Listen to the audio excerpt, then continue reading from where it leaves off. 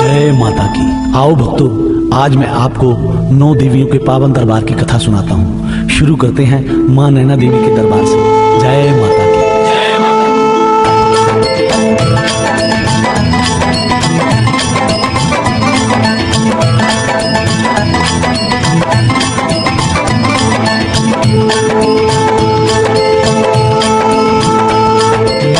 सुनाता हूँ नैना देवी माँ के दर की। मैं कथा सुनाता हूँ नैना देवी माँ के दर की। मैं कथा सुनाता हूँ नैना देवी माँ के दर की। मैं कथा सुनाता हूँ नैना देवी माँ के दर की। सुनहरी नेत्रों वाली माँ नैनों में नूर है भरती। सुनहरी नेत्रों वाली माँ नैनों में नूर है भरती। मैं कथा सुनाता हूँ नैना देवी माँ के दर की। मैं कथा सुनाता हूँ नैना देवी माँ के दर की। जय मां नैना देवी। इस स्थान पर सती के नेत्र गिरे थे। मां नैना देवी की गणना प्रमुख शक्ति पीठों में होती है। मंदिर में मां नैना देवी के दर्शन पिंडी रूप में होते हैं। श्रावण मास की अष्टमी तथा नवरात्रों में श्रद्धालुओं की संख्या अधिक होती है। हिमाचल प्रदेश में स्थित यह स्थान पंजाब की सीमा के काफी नजदीक है। उत्तरी भारत के पंजाब में श्री आनंदपुर साहिब माथा टेककर यात्री फिर आगे चलते हैं कोला वाला टोबा। यहाँ पर यात्री चौकी भरते हैं और उसके बाद माँ के दरबार की चढ़ाई चढ़ते हैं। जयकारा नैना देवी मैया जी का।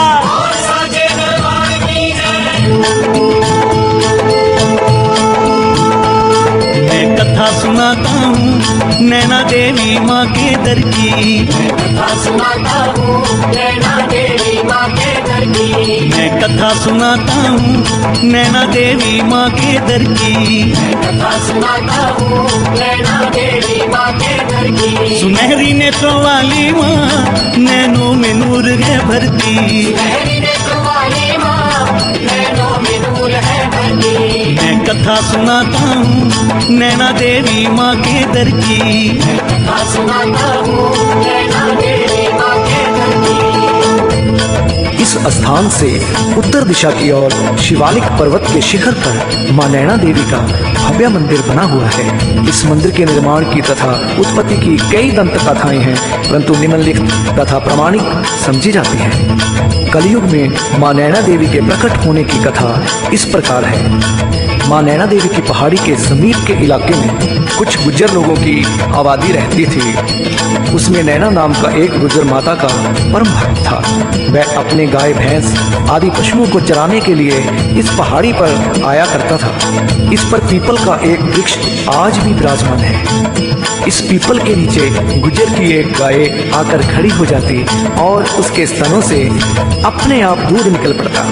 वह यह देखकर सोच विचार में पड़ जाता कि एक अनसुई गाय के स्तनों से इस पीपल के नीचे आकर दूध अपने आप क्यों निकलने लगता है। आखिर एक बार उसने उस पीपल के नीचे यहाँ गाय का दूध गिरता था, वहां पड़े सूखे पत्तों के ढेर को हटाया। पत्ते हटाने के बाद उसमें दबी हुई पिंडी के रूप में मां भगवती की प्रतिमा दिखाई दी। नैना गुज्जर ने जिस दिन पिंडी रूप मां के दर्शन किए, उसी रात को स्वप्न में माता नैना देवी ने उसे दर्शन दिए। मां ने स्वप्न में नैना गुज्जर को कहा, मैं आदि शक्ति दुर्गा हूँ, तू इसी पीपल के नीचे मेरा मंदिर बना दे, मैं तेरे ही नाम से प्रसिद्ध हो जाऊंगी। नैना मां भगवती का परम भक्त था। उसने प्रातः काल उठते ही देवी मां की आज्ञा अनुसार उसी दिन मंदिर की नींव रख ली। शीघ्र ही इस स्थान की महिमा चारों ओर फैल गई। मां के श्रद्धालु भक्त दूर दूर से आने लगे। भक्तों की मनोकामनाएं पूर्ण होने लगी। देवी के भक्तों ने भगवती मां का सुंदर भव्य तथा विशाल मंदिर बनवा दिया। मंदिर के समीप ही एक गुफा है जिसे नैना देवी की गुफा कहते हैं। इस गुफा के दर्शनों के लिए भी भक्तजन बहुत दूर दूर से यहाँ आते हैं और माँ भगवती नैना देवी की जय जयकार बुलाते हैं। जयकारा नैना देवी मैया जी का। मैं कथा सुनाता हूँ नैना देवी माँ के दर की। मैं कथा सुनाता हूँ नैना देवी माँ के दर की। सुनहरी नेत्रों वाली माँ नैनों में नूर है भरती। सुनहरी नेत्रों वाली माँ कथा सुनाता हूँ नैना देवी माँ के दर की। कथा सुनाता हूँ नैना देवी माँ के दर की। ये थी माँ नैना देवी के दरबार की महिमा। जयकारा माँ नैना देवी मैया जी का। और साचे दरबार की जय।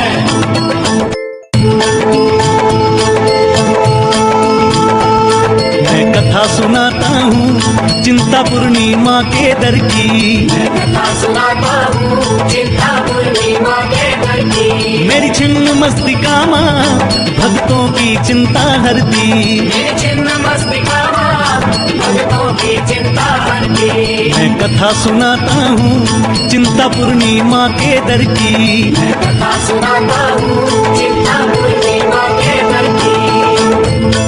यह छिन्नमस्तिका देवी माँ का स्थान है। इसे चिंतपूर्णी अर्थात चिंता को पूर्ण करने वाली देवी माना जाता है। ऐसा कहा जाता है कि इस स्थान पर सती के चरणों के कुछ अंश गिरे थे।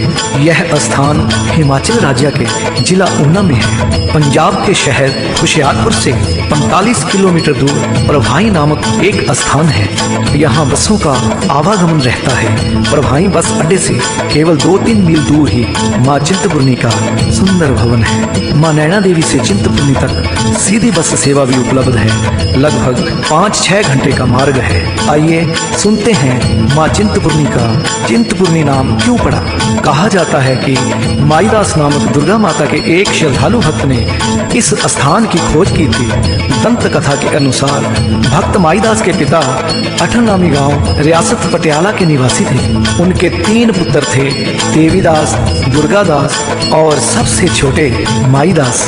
अपने पिता की भांति ही माईदास का अधिकतर समय देवी के पूजा पाठ में व्यतीत होता था। इस कारण वह अपने बड़े भाइयों के साथ व्यापार आदि काम में पूरा समय ना दे पाते थे। इसी बात को लेकर उनके भाइयों ने उन्हें घर से अलग कर दिया। परंतु माईदास ने फिर भी अपनी भक्ति व दिनचर्या में कोई कमी ना आने दी। एक बार अपने ससुराल जाते समय माईदास जी मार्ग में घने जंगल में वट वृक्ष के नीचे आराम करने के लिए बैठ गए। इस स्थान का प्राचीन नाम छपरोह था और आजकल उसी वट वृक्ष के नीचे माता चिंतपूर्णी का भव्य मंदिर बना हुआ है। संयोगवश माईदास जी की आंख लग गई तथा स्वप्न में उन्हें दिव्य तेज से युक्त एक कन्या दिखाई दी, जिसने आदेश दिया, तुम इसी स्थान पर रहकर मेरी सेवा करो। परंतु उनके मस्तिष्क में बार बार यह ध्वनि गूंजती रही, इस स्थान पर रहकर मेरी सेवा करो, इसी में तुम्हारा भला है। ससुराल से वापस आते समय माईदास के कदम फिर यहाँ ठिठक गए। घबराहट में वह फिर उसी वट वृक्ष की छाया में बैठ गए और भगवती माँ की स्तुति करने लगे। उन्होंने मन ही मन प्रार्थना की, हे माता, यदि मैंने शुद्ध हृदय से आपकी उपासना की है तो प्रत्यक्ष दर्शन देकर मुझे आदेश दें, जिससे मेरा संशय दूर हो। बार बार स्तुति करने पर उन्हें सिंह वाहिनी दुर्गा के चतुर्भुजी रूप के साक्षात दर्शन हुए। देवी ने कहा कि मैं इस स्थान के नीचे चिरकाल से विराजमान हूँ। लोग यवनों के आक्रमण तथा अत्याचारों के कारण मुझे भूल गए हैं। मैं इस वृक्ष के नीचे पिंडी रूप में स्थित हूँ। तुम मेरे परम भक्त हो, अतः यहाँ रहकर मेरी आराधना और सेवा करो। मैं छिन्नमस्तिका के नाम से पुकारी जाती हूँ। तुम्हारी चिंता दूर करने के कारण अब मैं चिंतपूर्णी नाम से प्रसिद्ध हो जाऊंगी। माईदास जी ने नतमस्तक होकर निवेदन किया, हे जगत जननी भगवती, मैं अल्प बुद्धि व अशक्त जीव हूँ। इस भयंकर जंगल में अकेला किस प्रकार रहूंगा। ना यहाँ पानी, ना रोटी, ना ही कोई स्थान है। यहाँ तो दिन में भी डर लगता है, रात्रि कैसे कटेगी। माता ने कहा कि मैं तुझको निर्भय दान देती हूँ। इस मंत्र का जप करो, जिससे तुम्हारा भय दूर होगा। नमस्कार मंत्र, ओम ऐं क्लीं हरीं श्री भय नाशिनी हु फट स्वाहा। मूल मंत्र, ओम ऐं ह्रीं क्लीं चामुंडाय विचे द्वारा तुम मेरी पूजा करो। नीचे जाकर तुम किसी बड़े पत्थर को उखाड़ो, वहाँ जल मिलेगा, उसी से तुम मेरी पूजा किया करना। जिन भक्तों की मैं चिंता दूर करूंगी वह स्वयं ही मेरा मंदिर बनवा देंगे। जो चढ़ावा चढ़ेगा तुम्हारा गुजारा हो जाएगा। सूतक पातक का विचार ना करना, मेरी पूजा का अधिकार तुम्हें और तुम्हारे वंश को होगा। ऐसा कहकर माता पिंडी के रूप में आलोक हो गई। भक्त माईदास की चिंता का निवारण हुआ। यह प्रफुल्ल चित्त पहाड़ी से थोड़ा नीचे उतरे और एक बड़ा पत्थर उखाड़ा तो काफी मात्रा में जल निकल आया। माईदास की खुशी की सीमा न रही। उन्होंने वहीं अपनी झोंपड़ी बना ली और उसी जल से नित्य नियम पूर्वक पिंडी की पूजा करनी आरंभ कर दी। आज भी वह बड़ा पत्थर जिसे माईदास ने उखाड़ा था चिंतपूर्णी मंदिर में रखा हुआ है। जिस स्थान से जल निकला था वहां अब सुंदर तालाब बना दिया गया है। इसी तालाब से जल लाकर माता का अभिषेक किया जाता है। जय कारामा चिंतपूर्णी जी का। साचे दरबार की जय। मैं कथा सुनाता हूँ ज्वाला देवी माँ के दर की। मैं कथा सुनाता हूँ ज्वाला देवी माँ के दर की। मेरी जोता वाली माँ घर घर उजियारा करती। मेरी जोता वाली माँ घर घर उजियारा करती। मैं कथा सुनाता हूँ ज्वाला देवी माँ के दर की। मैं कथा सुनाता हूँ ज्वाला देवी माँ के दर की। जय माँ ज्वाला जी। यह धूमावती देवी का स्थान है। इसकी मान्यता 51 शक्तिपीठों में सर्वोपरि है। कहा जाता है कि यहाँ पर भगवती सती की महाजिह्वा गिरी थी। यहाँ पर भगवान शिव उन्मत्त भैरव रूप में स्थित हैं। इस तीर्थ में देवी के दर्शन ज्योति के रूप में किए जाते हैं। पर्वत की चट्टान से 9 विभिन्न स्थानों पर यह ज्योति बिना किसी ईंधन बिना किसी तेल पाती के प्रज्वलित होती है। इसी कारण देवी को ज्वाला जी के नाम से पुकारा जाता है और यह कथन ज्वालामुखी नाम से प्रसिद्ध हुआ। श्री ज्वालामुखी मंदिर के निर्माण के विषय में कई दंत कथाएं हैं। सतयुग में सम्राट भूमिचंद्र ने अनुमान लगाया कि सती की जिह्वा भगवान श्री विष्णु के धनुष से कटकर धौलगिरी पर्वत पर गिरी है। काफी प्रयत्न करने पर भी उसे पता नहीं चल सका। बहुत समय के बाद एक गवाले ने आकर के सूचना दी। उसने आकर के बताया कि एक ज्वाला जो ज्योति के समान निरंतर जल रही है। भूमिचंद्र ने खुद जाकर उस ज्योति के दर्शन किए और फिर वहां एक मंदिर का निर्माण करवाया। सम्राट भूमिचंद्र ने उस मंदिर में पूजा पाठ के लिए 2 विद्वान ब्राह्मणों को बुलवाया, जिनके नाम पंडित श्री श्रीधर जी और पंडित श्री कमलापति था। आज भी ज्वाला जी के मंदिर में उन्हीं ब्राह्मणों के वंशज माँ ज्वाला जी के पुजारी बनकर माँ का पूजा पाठ किया करते हैं। महाभारत के एक प्रसंग के अनुसार 5 पांडवों ने ज्वालामुखी की यात्रा की तथा पांडवों ने माता का मंदिर बनवाया। तारा रानी की कथा के अनुसार भी पांडवों का माँ ज्वाला के मंदिर बनाने का प्रसंग आता है। इस प्रसंग में माँ की भेंट गाई जाती है। पंजा पंजा पांडवा तेरा पवन बनाया, अर्जुन चवर चुलाया, मुख्य ज्योतियों के दर्शन। श्री ज्वालामुखी मंदिर में देवी के दर्शन 9 ज्योति के रूप में होते हैं। प्रथम ज्योति मंदिर के द्वार के सामने चांदी के आले में जो मुख्य ज्योति सुशोभित है उसको महाकाली रूप कहा जाता है। यह पूर्ण ब्रह्म ज्योति है तथा मुक्ति व भुक्ति देने वाली है। इसके कुछ नीचे ही भंडार भरने वाली महामाया अन्नपूर्णा की ज्योति है। दूसरी ओर शत्रुओं का विनाश करने वाली चंडी माता की ज्योति है और उसके साथ ही समस्त व्याधियों का नाश करने वाली यह ज्योति हिंगलाज भवानी की है। पंचम ज्योति विंध्यावासिनी की है जो शोक से छुटकारा देती है। धन धन्य लेने वाली महालक्ष्मी की ज्योति कुंड में सुशोभित है। संतान सुख देने वाली अंबिका भी कुंड में दर्शन दे रही है। इसी कुंड में विराजमान परम पवित्र माँ अंजना आयु व सुख प्रदान करती है। गोरख डिब्बी यही माँ ज्वाला देवी का असली स्थान है। यहाँ पर एक छोटे से कुंड में जल निरंतर खौलता रहता है और देखने में गर्म प्रतीत होता है। जल हाथ से छूकर देखने पर बिल्कुल ठंडा है। इस स्थान पर छोटे कुंड के ऊपर धूप की जलती बत्ती दिखाने पर जल के ऊपर बड़ी ज्योति प्रकट होती है। इसे रुद्र कुंड भी कहा जाता है। यह स्थान सीढ़ियां चढ़कर ऊपर है। कहा जाता है कि यहाँ गुरु गोरखनाथ जी ने तपस्या की थी। वह अपने शिष्य सिद्ध नागार्जुन के पास डिब्बी धरकर खिचड़ी मांगने गए, परंतु खिचड़ी लेकर वापस नहीं लौटे और डिब्बी का जल गर्म कर्म नहीं हुआ। सेजा भवन, यह भगवती ज्वाला देवी का शयन स्थान है। भवन में प्रवेश करते ही बीचों बीच संगमरमर का एक चबूतरा बना हुआ है, जिसके ऊपर चांदनी लगी हुई है। रात्रि 10 बजे शयन आरती के उपरांत भगवती के शयन के लिए कपड़े एवं पूर्ण श्रृंगार के सामान के साथ पानी का लोटा और दातन आदि रखी जाती है। गोरख टिब्बी के पास ही श्री राधा कृष्ण जी का सुंदर मंदिर बना हुआ है। गोरख टिब्बी के कुछ ऊपर ही चढ़ने पर शिव शक्ति और फिर लाल शिवालय के दर्शन होते हैं। लाल शिवालय से सीढ़ियां चढ़कर ऊपर एक काले पत्थर की मूर्ति है, जिसको सिद्ध नागा अर्जुन कहा जाता है। सिद्ध नागा अर्जुन के पूरब की ओर अंबिकेश्वर महादेव जी का मंदिर है। इस स्थान को उन्मत्त भैरव भी कहते हैं। अंबिकेश्वर से सीधा ऊपर जाकर टेढ़ा मंदिर है। इस मंदिर में सीताराम जी के दर्शन होते हैं। महारानी ज्वाला देवी के दरबार की बहुत सी कथाएं हैं। आइए भगत शिरोमणि ध्यानु भगत की छोटी सी कथा सुनते हैं। जिन दिनों भारत में मुगल सम्राट अकबर का शासन था, उन्हीं दिनों की ये बात है। भगत ध्यानु एक समय माता के दर्शन करने के लिए अपना संग लेकर जा रहा था, तो राजा अकबर के सिपाहियों ने चांदनी चौक में उन्हें रोक लिया और राजा के दरबार में पेश किया।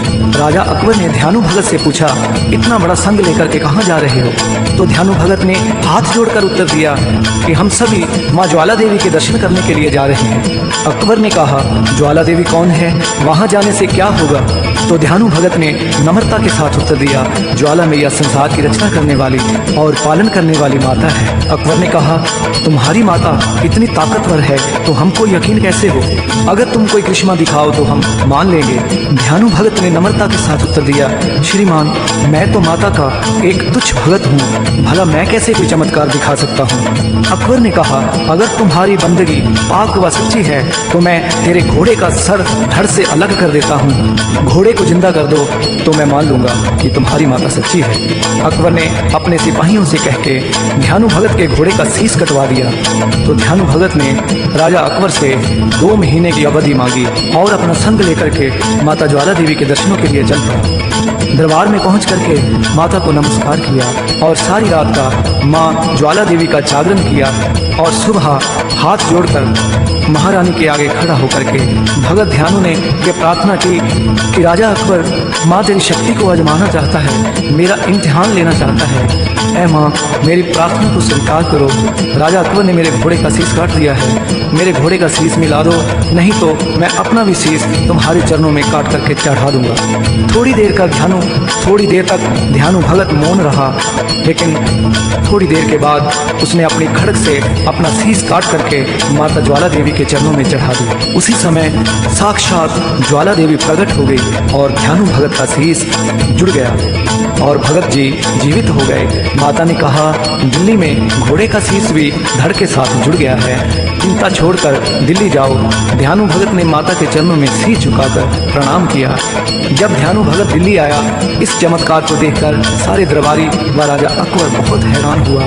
तब राजा अकबर के मन में माँ का दरबार देखने की इच्छा प्रकट हुई। तब राजा अकबर बहुत सा सिपाहियों का दल लेकर के माँ के दरबार में पहुंचा। जब राजा अकबर ने माँ के दरबार में आकर माँ की ज्योति बिना बाती और तेल के जलती हुई देखी, तो उसके मन में फिर भी संदेह रहा, शंका रही। तो राजा अकबर ने सिपाहियों से कह करके लोहे के तवे बनवा करके माँ की ज्योति के ऊपर रख दिए और माँ की ज्योति उन तवियों को फाड़ करके भी बाहर निकल आई। कहते हैं फिर राजा अकबर ने नहर खुदवा करके माँ की ज्योति के ऊपर पानी डाला, तो माँ की ज्योति पानी में से भी लट लट करती हुई दूध सवाई प्रज्वलित हो गई। तो फिर राजा अकबर माँ की ज्योति के आगे खड़ा होकर माफ़ी मांगने लगा।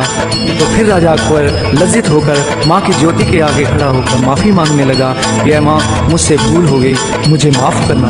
तो फिर राजा अकबर वापस दिल्ली आया। दिल्ली आकर के बहुत बड़ा संग लेकर के नंगे पांव पैदल चल के महारानी के दरबार में आया।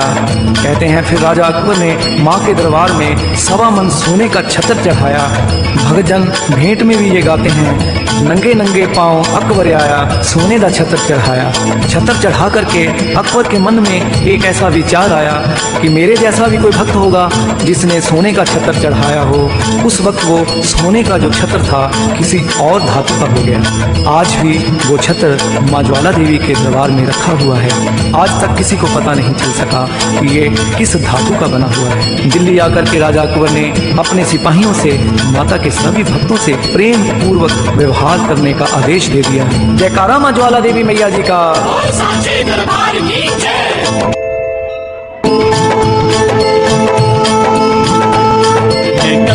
सुनाता हूँ कांगड़े वाली माँ के दर की। मैं कथा सुनाता हूँ कांगड़े वाली माँ के दर की। राजेश्वरी देवी माँ भक्तों के दुखड़े हरती। राजेश्वरी देवी माँ भक्तों के दुखड़े हरती। मैं कथा सुनाता हूँ कांगड़े वाली माँ के दर की। मैं कथा सुनाता हूँ कांगड़े वाली माँ के दर की। जय मां ब्रजेश्वरी देवी ज्वालामुखी से लगभग 30 किलोमीटर की दूरी पर बसा हुआ हिमाचल प्रदेश का प्रमुख नगर कांगड़ा केवल 2 घंटे का बस मार्ग है। यहाँ से हिमाचल प्रदेश के सभी स्थानों के लिए बसें सुविधा से मिलती हैं। पठानकोट से जाने वाले यात्री